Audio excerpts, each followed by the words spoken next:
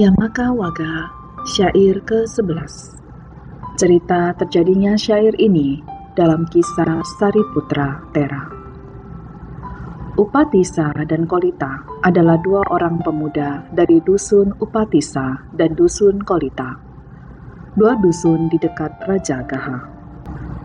Ketika melihat suatu pertunjukan, mereka menyadari ketampaan intian dari segala sesuatu. Lama mereka berdua mendiskusikan hal itu, tetapi hasilnya tidak memuaskan. Akhirnya mereka bersama-sama memutuskan untuk mencari jalan keluarnya. Pertama-tama mereka berguru kepada Sanjaya, petapa pengembara di Raja Gaha. Tetapi mereka merasa tidak puas dengan apa yang ia ajarkan. Karena itu, mereka pergi mengembara ke seluruh daerah Jambuwipa untuk mencari guru lain yang dapat memuaskan mereka. Lelah melakukan pencarian, akhirnya mereka kembali ke daerah asal mereka, karena tidak menemukan dhamma yang sebenarnya. Pada saat itu, mereka berdua saling berjanji akan terus mencari. Jika di antara mereka ada yang lebih dahulu menemukan kebenaran dhamma, harus memberitahu yang lainnya. Suatu hari Upatisa bertemu dengan Asaji Tera dan belajar darinya tentang hakikat dhamma.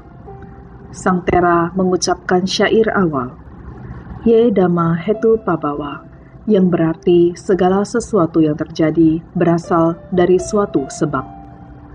Mendengar syair tersebut, mata batin Upatisa terbuka. Ia langsung mencapai tingkat kesucian Sotapati, Mangga, dan Pala. Sesuai janji bersamanya, ia pergi menemui temannya Kolita, menjelaskan padanya bahwa ia, Upatisa, telah mencapai tahap keadaan tanpa kematian dan mengulangi syair tersebut di hadapan temannya. Kolita juga berhasil mencapai tingkat kesucian Sotapati pada saat akhir syair itu diucapkan. Mereka berdua teringat pada bekas guru mereka Sanjaya dan berharap ia mau mengikuti jejak mereka. Setelah bertemu, mereka berdua berkata kepadanya, "Kami telah menemukan seseorang yang dapat menunjukkan jalan dari keadaan tanpa kematian. Sang Buddha telah muncul di dunia ini. Dhamma telah muncul, Sangha telah muncul. Mari kita pergi kepada Sang Guru." Mereka berharap bahwa bekas guru mereka akan pergi bersama mereka menemui Sang Buddha dan berkenan mendengarkan ajarannya juga, sehingga akan mencapai tingkat pencapaian Magga dan Pala. Tetapi Sanjaya menolak. Oleh sebab itu, Upatisa dan Kolita dengan 250 pengikutnya pergi menghadap Sang Buddha di Weluwana. Di sana mereka ditasbihkan dan bergabung dalam pasamuan para bikku. Upatisa sebagai anak laki-laki dari Rupasari menjadi lebih dikenal sebagai Sariputra. Kolita sebagai anak laki-laki dari Mogali lebih dikenal sebagai Moggallana. Dalam 7 hari setelah menjadi anggota Sangha, Moggallana mencapai tingkat kesucian arahat. Sariputra mencapai tingkat yang sama 2 minggu setelah menjadi anggota Sangha. Kemudian Sang Buddha menjadikan mereka berdua sebagai 2 murid utamanya, atau Aga Sawaka. Kedua murid utama itu kemudian menceritakan kepada Sang Buddha bagaimana mereka pergi ke festival Giraga, pertemuan dengan Asaji Tera, dan pencapaian tingkat kesucian Sotapati. Mereka juga bercerita kepada Sang Buddha tentang bekas guru mereka Sanjaya yang menolak ajakan mereka.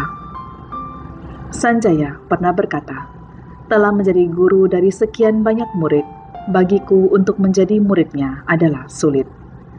Seperti kendi yang berubah menjadi gelas minuman.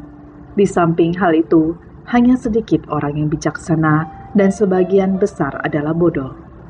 Biarkan yang bijaksana pergi kepada Sang Gotama yang bijaksana, sedangkan yang bodoh akan tetap datang kepadaku. Pergilah sesuai kehendakmu, murid-muridku."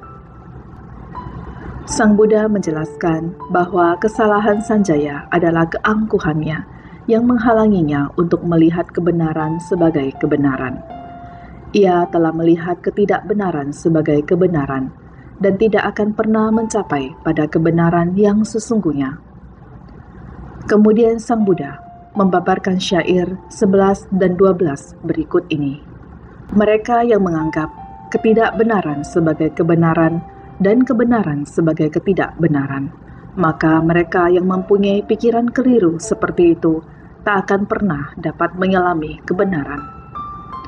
Mereka yang mengetahui kebenaran sebagai kebenaran dan ketidakbenaran sebagai ketidakbenaran, maka mereka yang mempunyai pikiran benar seperti itu akan dapat menyelami kebenaran.